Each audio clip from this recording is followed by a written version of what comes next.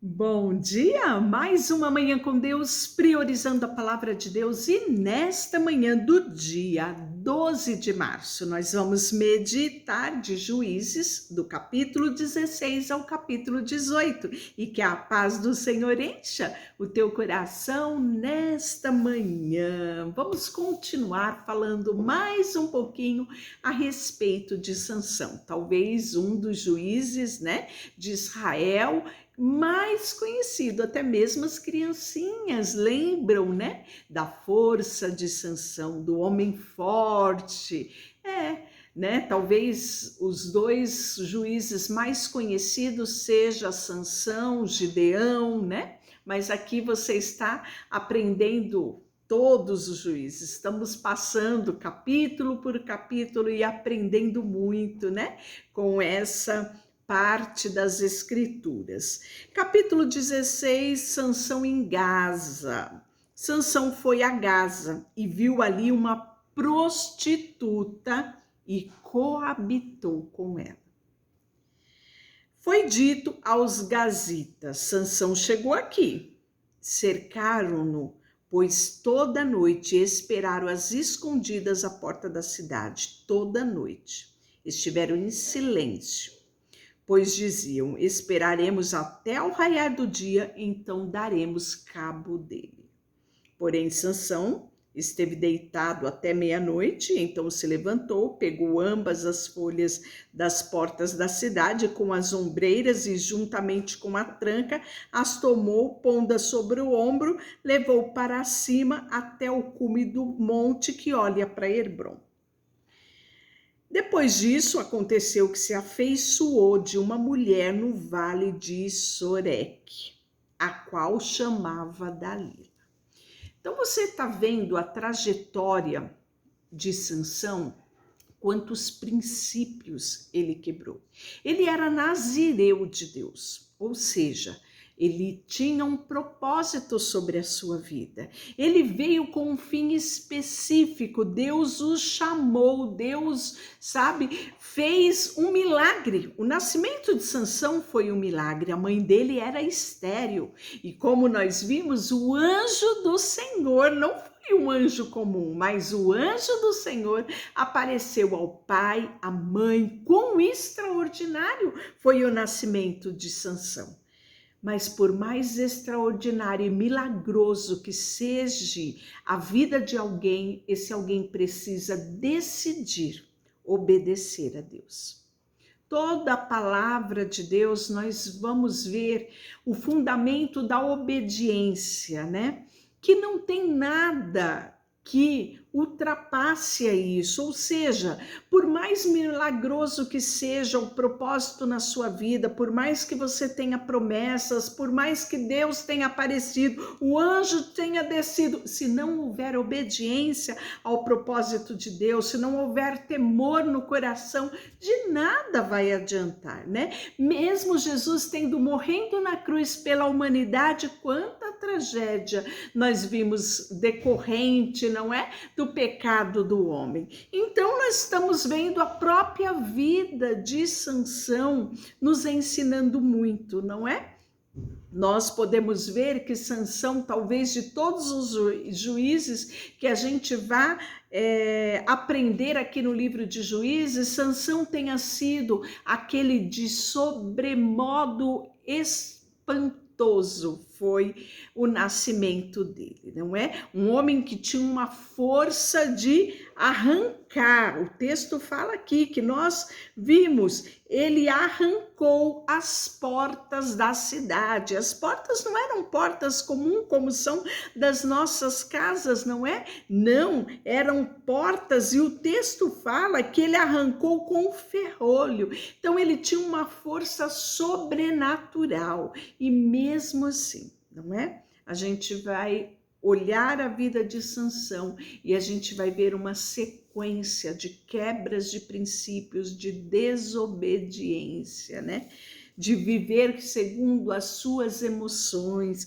porque no capítulo 16 a gente vai ver, ele vai estar com uma prostituta, vai coabitar com ela, depois vai conhecer Dalila, não é? E os príncipes dos filisteus vão subir até Dalila e vão persuadi-la a saber aonde estava a força de Sansão, como eles poderiam dominar e subjugar a Sansão, e oferecem a ela 1.000 ciclos de prata, né? Uma quantia exorbitante eles dão aqui, ou eles oferecem para que Dalila os ajude a capturar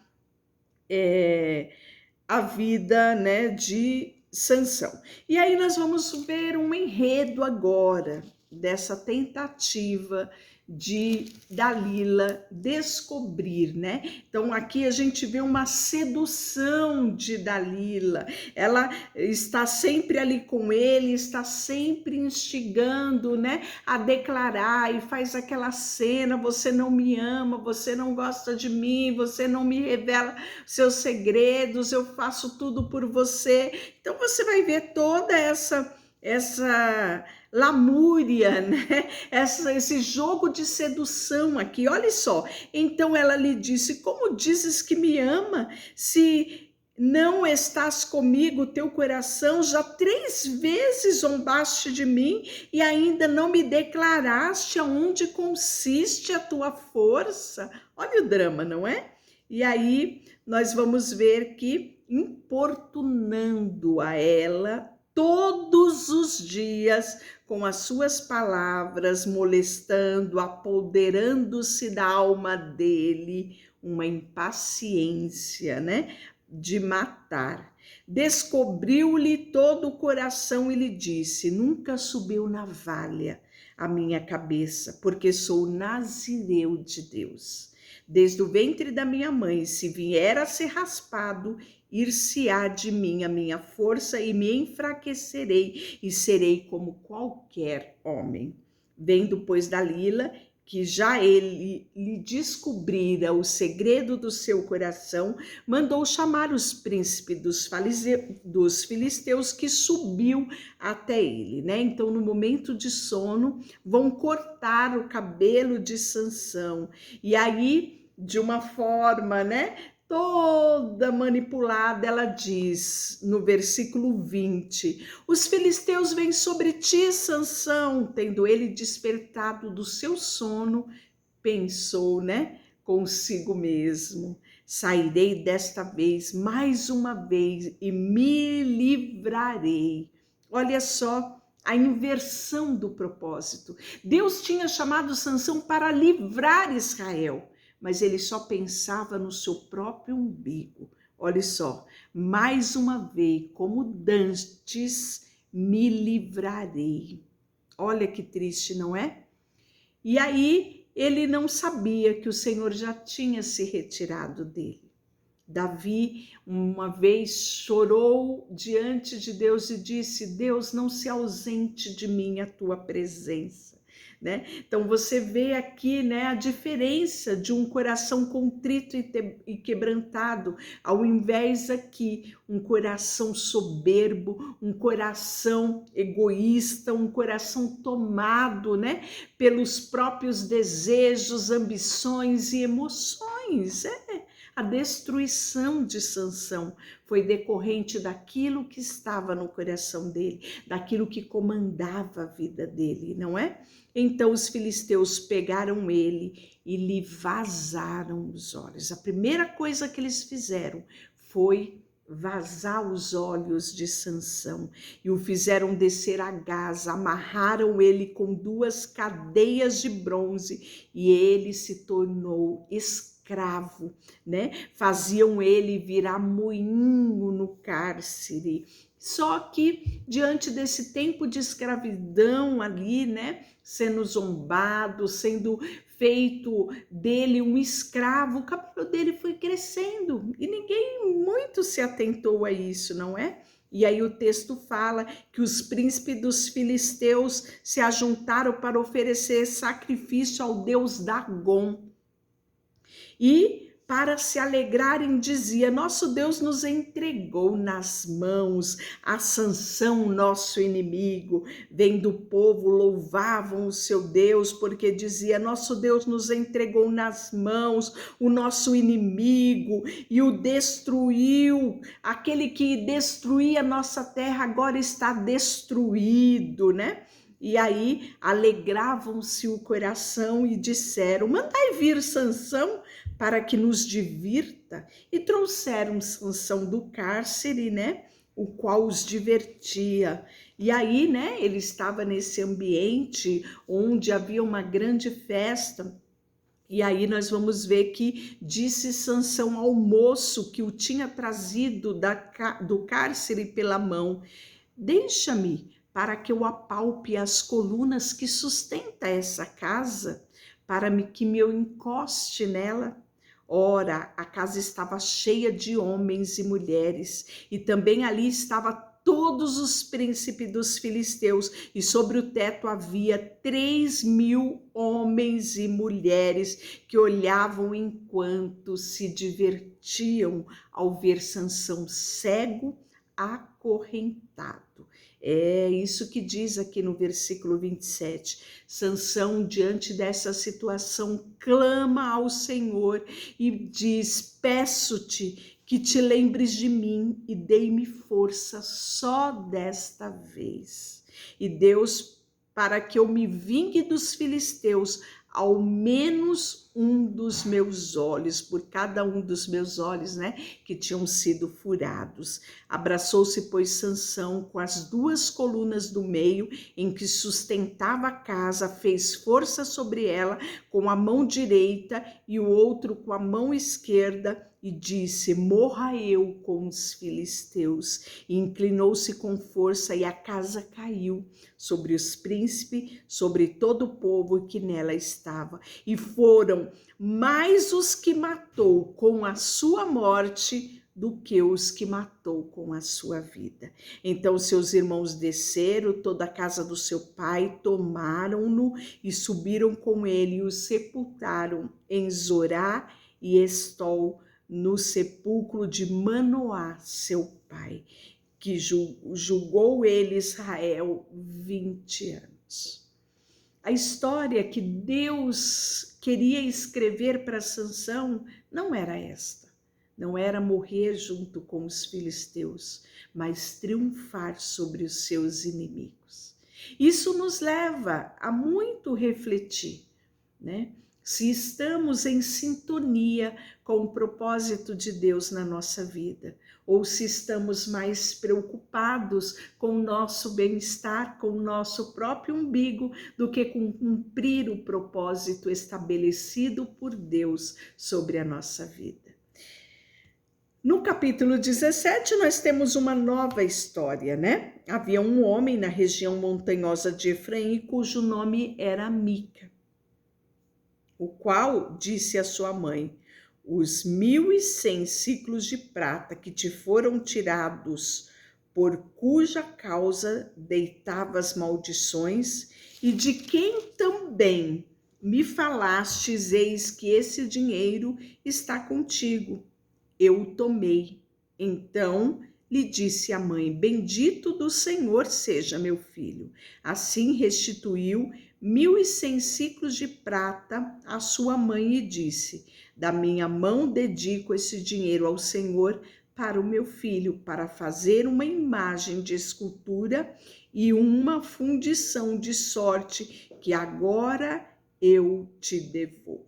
Porém, ele restituiu o dinheiro da sua mãe, que tomou 200 ciclos de prata e deu ao ourives, o qual fez dele uma imagem de escultura, uma fundição, uma imagem que esteve na casa de Mica. E assim este homem, Mica, veio a ter uma casa de deuses.